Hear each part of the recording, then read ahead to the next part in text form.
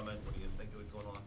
Well, I set a goal to play 500, and by that what I mean is I think we should be very capable playing 500, and the rest depends on how much the players improve during the course of the season. I think they all have learned from last year, from spring training. There was a lot of competition. They know there's a lot of kids, that are knocking on the door, and I think the prospects we have in the big leagues right now and I consider them prospects, are in the process of developing, and I think they're going to show improvement, and we'll see where we go from there. Pete, what are your biggest decisions when you fill out a lineup card, if there are any?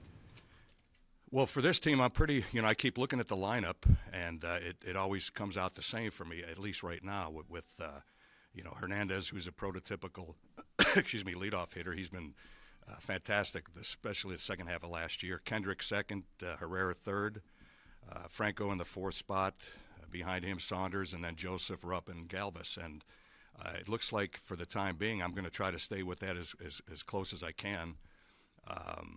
There's a lot that goes into it, but it just seems to work that way right now. I know some of the guys have had decent years and some of the guys have not had good years, but as we all know, spring training is kind of it's not something you want to hang your hat on. It's something that is a total different animal. So I'm looking forward to seeing that lineup from the start. It's got a lot of left-right balance in that lineup. When they signed Herrera, you were up there and you said, my number one thought is, where am I going to play him? So it seemed all well, you know what, last year, I remember people were clamoring for me to lead off Herrera because he was getting so many walks early in the season, and he certainly looked like he became more of a disciplined hitter. And then during the course of the season, that turned out less and less. But I still think that he would be a good fit in that number 3 hole with Kendrick in front of him and Franco behind him, and it helps me split up the left-right-left combination. We just have to get a look at what this looks like and then see where we go from there. You talked a lot last year, throughout the course of the year, paraphrasing a little bit, you kind of want a more professional approach to the plate, a more disciplined approach. Or whatever. Do you see that from the potential from this particular lineup? I see progress being made. Matt Stairs came in, and his big the thing that he preaches so much is to not give away at bats, and that by that what he means is that there are so many at bats during the course of a season where, let's say you're 0 for 3 and you're going up to the plate for your 4th at bat, and instead of competing, you kind of either tell yourself, I'm just going to swing at everything, or I'm going to be a little bit more disciplined, and you get in your head. And I think what he's preaching, what I've seen, is a different approach to that, to where you don't give away at bats in the respect that you don't just give up. You grind things out. If you're 0-2 every time you go to the plate, you got to grind it out and try to figure out a way to put the ball in play and get a hit. And I think I'd take a look at Franco. Although his spring, he hit some home runs, and his spring wasn't the greatest. However, he's been working very hard on staying up in the middle of the field. He's been hitting balls to left center, and right center, and there's been a handful of at bats where he obviously tried to just hit the ball to the right side to drive in a run, which he didn't do a whole lot of last year. And I think there's a sign of progress right there. I think during the course of the season, I think you're going to see more and more of that, and I think because of that, he's going to have a big year. That's one example. Do you think it's easier for him to do that when he has guys behind him who can knock that run home? Or? I think it helps, with the addition of Kendrick and Saunders. And as I said, neither one had a real outstanding spring, but you could see that they're going to be very capable. They're going to give us professional at bats. Franco is on his way to using the whole field. Last year, he just tried to hit the ball too hard, and I think Kendrick's been in his ear, Saunders has been in his ear, and Matt Stairs has been in his ear to let him know that you don't have to swing 100% in order to have success. Bob McClure always preaches to the pitchers that you have to find a velocity you can throw your fastball at, to where you're under control. Instead of 100%, it might be 90%. If you throw 95 miles an hour, without command of your pitches, then you might want to experiment with 94 or 93, and just to stay under control, because command is a pitcher's best pitch. You talked down spring training about how you felt Nola's velocity was up, and that was an indicator to you that he was okay physically, but his results there were not real good, especially the last 3-4 weeks. How much will you monitor him early? And you have this off day in the first week. Is he going to make the start for you on Saturday here? He's pitching, well, today I think he's making a start in Florida, but he will be our 5th starter. And, you know, the thing about that is that his arm appears to be healthy. In fact, that we've seen better velocity from him than we have in the past. The command is always the last thing to come. You know, I'm convinced that he's going to find that command and get back on track with some increased velocity. He might be a person that McClure was referring to, where he might be throwing too hard, overthrowing, and losing a little bit of his command. But we all know what he can do. The reason he's a number 5 starter right now is to back off on him and keep an eye on him, so that he doesn't have that situation arise in his arm again. So he will make his, the start? He will make his start. Yeah. Will Tommy Joseph be there every day, or are you going to platoon with a couple of weeks? Tommy Joseph is the everyday first baseman. I'm going to give everybody as much rest as I feel they need. Stassi could play in left field. He could even probably play right field, but he can play a little first base and get enough at bats to stay sharp. But Tommy Joseph is the first baseman. Pete, how important is it for a guy like Hellickson, who's a veteran, who coming off a good year, to kind of lead this pitching staff and get the ball opening day? Well, that's the reason I made him the opening day starter. He was a model of consistency last year. You know, he pitched extremely well. He throws strikes. When he's got his changeup working and his breaking ball working, he's a solid major league pitcher. And I think there's a good example of where velocity doesn't always equal success, and hopefully that will rub off on some of the other players. Instead of just getting it and throwing it as hard as you can, location is more important. So I think watching him and talking to him over the course of last year, I think will rub off on some of these guys. The pitching staff overall, what surprises you thus far or concerns you right now? Well, obviously the starters as a group did not have the greatest spring, but excuse me, every time you know, we talk to these guys, for example, Eichhoff and Nola both were working a lot on a changeup. So where they normally wouldn't throw that pitch during the course of the season, they wanted to see what it felt like, how it was coming out of their hand, things like that. You know, the pitchers don't always pitch in spring training the way they do during the season. For example, when we face teams that we're going to play during the season, our pitchers were not pitching to them the way our book tells us to pitch them. So, in other words, if we stay away from a certain hitter during the course of the season, we didn't pitch that guy that way in spring training to give him any indication of how we were going to pitch him, things like that. So you put all those things together, and pitchers are working on certain pitches and trying to do different things, working on holding the ball, working on holding runners, things like that. They work on that a lot in the spring because the games really don't mean as much, obviously, as they do during the season. Does it feel like a more settled roster for you than it was this time last year? Because the Howard situation was kind of looming over you. You had Chooch here too. I mean, you don't kind of have all those distractions of that in your lineup. Well, you know what, Kevin? The thing is that last year I was always at odds to try to put together a lineup, looking at matchups, who was swinging a hot bat, who wasn't. This year I find myself, as I said, going to the same lineup that I've been thinking about since the winter, because it seems to be the right lineup at this point. So in that respect, it's been a lot easier for me to just write down the 9 guys, and then of course I had to get playing time for different people. And there were times where during the spring training, that I would hit, you know, let's say I wanted Freddie to get 2 at bats and come out of the game, so I would hit him up at the top of the lineup, so I can get those guys out of there to give them a good blow from playing too much. So if the lineup changed from what I just talked about, it was only for that reason, to get guys out of there or in there, to get a look at a guy, a young guy. So I might have hit him up in the lineup to get him 4 or 5 at-bats. It's interesting you called Hernandez a prototypical leadoff hitter, but he was up and down the lineup for a number of years until he finally came to that conclusion. Does it show you something in the second half of last year that One thing I thought was very noticeable the second half of last year was that Cesar, he started playing with a lot of confidence, and during the course of spring training, he really looked like a major leaguer. He played with confidence both on defense and on offense, and he takes pitches. He knows how to work the count.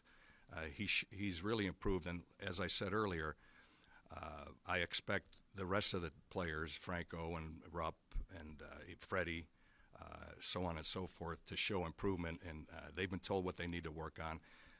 A good example of Freddie, although his average wasn't the greatest in spring training, you could tell that he was more under control. He didn't take that many wild swings. He wasn't trying to hit the ball out of the ballpark. He was trying to use his hands more, and you can see him in action actually trying to do that, and he looked more comfortable at the plate. So if that continues, I think we're going to get better results from all of them. 13 caught stealings for Hernandez last year? Was it bad luck or just bad? I think it was a combination of bad luck and for some reason he just got caught up in a situation where he just didn't know when to go and when not to. And when he wanted to steal a base, but he started and knew he shouldn't have gone. It's like when you take your golf swing and you get to your back, your backswing, you know it doesn't feel right and you swing anyway. I think that's kind of an analogy I would make. But this year he was, I think, 6 for 6. He's learning how to read slide steps when the pitcher gets quicker to the plate. And as I said, these guys are learning and improving on certain areas of their game that they need to improve on, and I expect them to continue that improvement. With Galvis, you had 20 chances to flash a look after a game when he hit a home run. Do you just think, when you say he was trying for the fences, you seem to mention that a lot, obviously, last summer. Is that something that he's still going to show power if he continues on that path? Well, what's interesting about that is the last game in spring training, he hit a home run, but it was a different type of swing. It was with his hands. He showed a quick bat, and don't get me wrong. I'd love to see him hit 20 home runs, but I'm more concerned with his on-base percentage, because I think if his on-base percentage increases, he's going to show that progress that he needs to make in order to be an all-around player, and he's shown progress in the spring, even though the numbers don't show it. You could just look at his approach at the plate and see that he's worried about being under more control, and he's been told what he needs to improve on, and he's aware of that. I'm sorry? Some guys just start getting that later? Or? Well, you know what? When you sign a hitter out of high school or college, personally, I would prefer to have an aggressive hitter that needs to tone it back a little bit to learn discipline than a disciplined hitter that isn't an aggressive hitter. I think it's easier to, bring a guy backwards than it is to have somebody who doesn't know how to be aggressive and look for certain pitches and areas. And when you're in a hitter's count, 2-0, 3-1, 1-0, even 0-0 at times, you want that guy to do damage. When you get behind in the count, you have to be more conservative and more under control. So that's what we're looking for, and I think Freddie he understands that, and he's working towards it. I'm sure you've talked about this all spring, for those of us who weren't there the whole time. What do you like about Odubel Herrera batting third versus leadoff?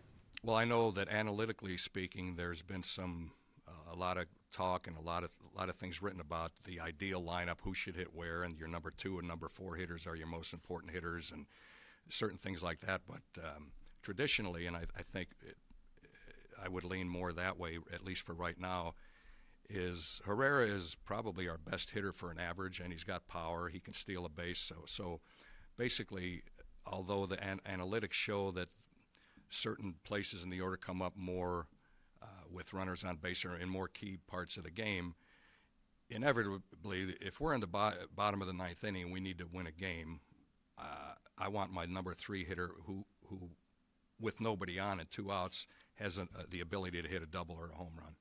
And that's pretty much where it stands. Now, that might change. I'll probably change at some point, according to how well a guy's swinging the bat. You got a good look at him in both spots last year. Is he a different hitter, have a different approach? And I mean, he's got a little pop, but he also obviously takes pitches. Well, you know, as I said, early in the season, he was taking a lot of pitches. He looked like he was more disciplined. Then, for whatever reason, during the course of the season, he lost that approach and began to get a little bit more aggressive and showed a little more power. The key is, on a daily basis, you want quality at bats. You want somebody to be consistent on a daily basis, and that's probably the last thing to come, especially for him. And I think he's going to get it.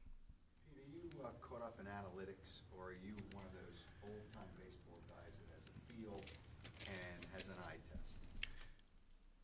You know, I said this before, but analytics is another tool to look at in order to get the most out of a player. I don't see, you know, batting average and on-base percentage has always been around. Then when you go deeper into that, you know, you have weighted on-base percentage and a certain type of weighted ERA. You eliminate, you know, field independent of pitch, field independent pitch, FIP, field independent of pitching. I know it by that. And all these things are important. I think, you know, when I scouted for the Yankees a couple of years, that was huge. And I did my reports. We had so many things to look at: exit velocity, trajectory off the bat, release points, arm angles, things like that give you an indication of not only what type of a pitcher or player a guy might be, but you can even expect a guy that might hurt his arm because of his arm angle or the way he delivers a baseball. So I try to look at as much as I can. At the same time, there's, you know, when a guy's going through a streak and he's swinging the bat extremely well, you kind of listen to that. When he's not swinging the bat well, you might have him bunt with a man on first base. So there's a little of both. A little bit of a relatively young team. Is there someone in that clubhouse who has assumed a leadership role, or someone you're looking to maybe take that approach this year? You know, Freddie's always been the leader to me, just because of the way he goes about preparing for a game, his energy on the field, his interaction with the players. Whitey Blanco, he's another guy that a lot of the players look up to. They've both been around now for a few years, and I think the younger players especially look at those type of things.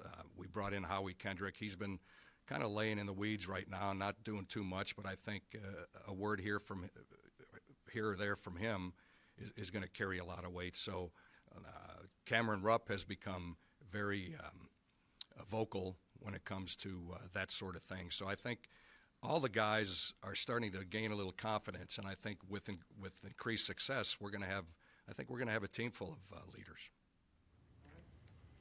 Thanks, Pete. Thanks, Pete.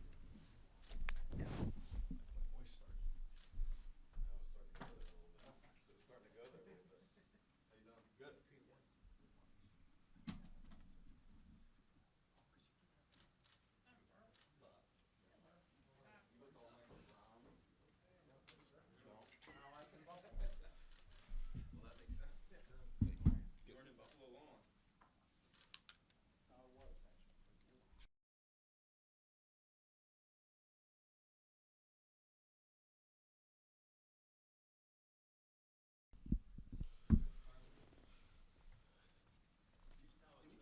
The opening day starter, what's that mean for you? I'm very excited. Is it on? Oh, I'm very excited. It's obviously another huge honor. You know, especially in Cincinnati. You know, put on an awesome show last year. You know, and I'm gonna have a lot of my family there, so it's gonna be a lot of fun. Jeremy, last year you were able to compartmentalize really well as far as all the outside trade rumors and everything that was surrounding you. You were able to block out. Does the approach change at all this year for you when those questions come up? No, I mean, I've been in, you know, the same situation, I think, for maybe the last, 3-4 years. So kind of used to it by now. You know, so at the, I don't really try to think about that stuff and, until you guys ask about it. So right now, just, getting ready for tomorrow and, hopefully get out hopefully start out a little better than we did last year. But, no, I don't really think about that stuff at all. Try not to, at least. What do you remember most about last year? You had a good outing, 6 innings, 1 unearned run there. Just what do you remember most about that, getting that opening day start? Well, I remember, waking up about 8 o'clock to the parade they had outside. So that was pretty fun to wake up to. But just going out to right field and warming up, and, not too many times you're warming up to a packed house. So I just remember how the atmosphere and how awesome it was, and then seeing my family up in the bullpen, for my first opening day start. So it was a exciting time for myself and my family, and that's probably what I remember the most. What family will be there? What family was there last year, and what family is going to be there this year? My mom, dad, grandparents, and my girlfriend, and my nephew will be there this year. Are they all still in Iowa? You grew up in Iowa, right? Yeah. Are they still all from there?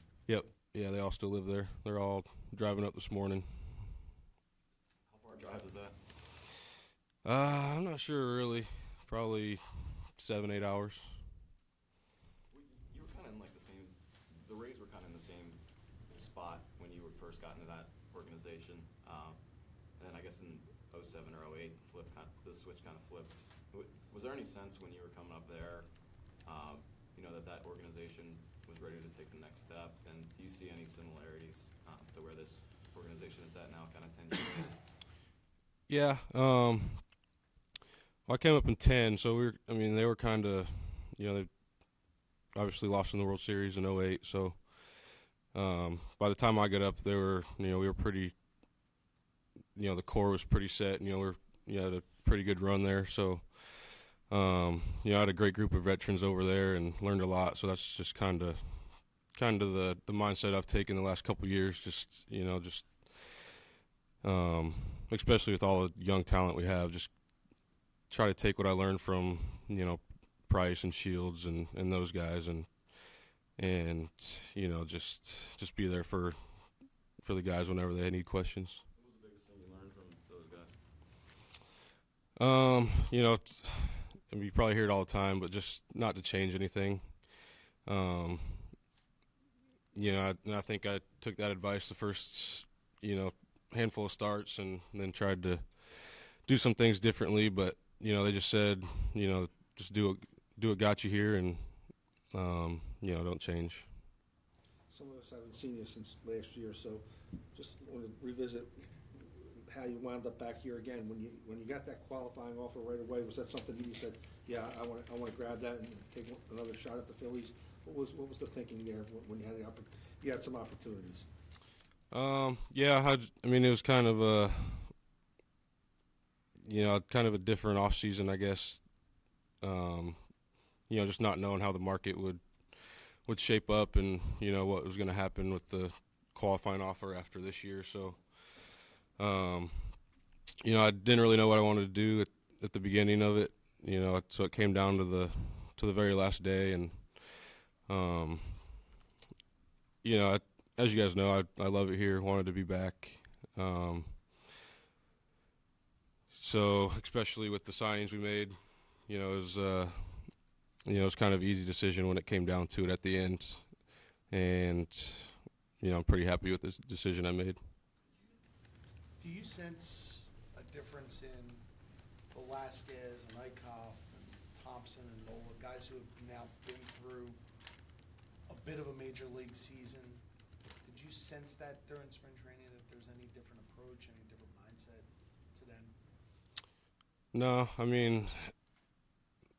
those guys, they work hard. They have all the confidence in the world. So, I think last year going from start to start, you could kind of see some things, but, just getting another year of experience, that's huge. So yeah, I mean, I think, you know, they were just working on stuff this spring training, you know, just like everybody else, and yeah, no, I didn't see them trying to do too much or change anything this spring, but you know, they both, you know, sky's the limit for, you know, all three of those guys, and you know, I'm looking forward to watching them this year. This is the second time you've been through the opening day thing, and second time with the Phillies. Does anything feel different this year? Do you feel more comfortable at ease, or just does it feel the same as last year? Or just compare how you feel now as opposed to last season, please. I mean, I definitely feel more comfortable. You know, it's never easy getting traded. So, you know, the guys here made me, you know, they've made me feel comfortable right away. You know, but just being with them for a whole year, and you know, another spring training, you know, just getting to know them, you know, I definitely feel more comfortable this time around. You had 189 innings, you tied your career high last year. I know that was a big deal for you, right? And is that another one of your goals to get to that level again this year? Yeah, you know, my goals every year is just to, you know, stay healthy, just be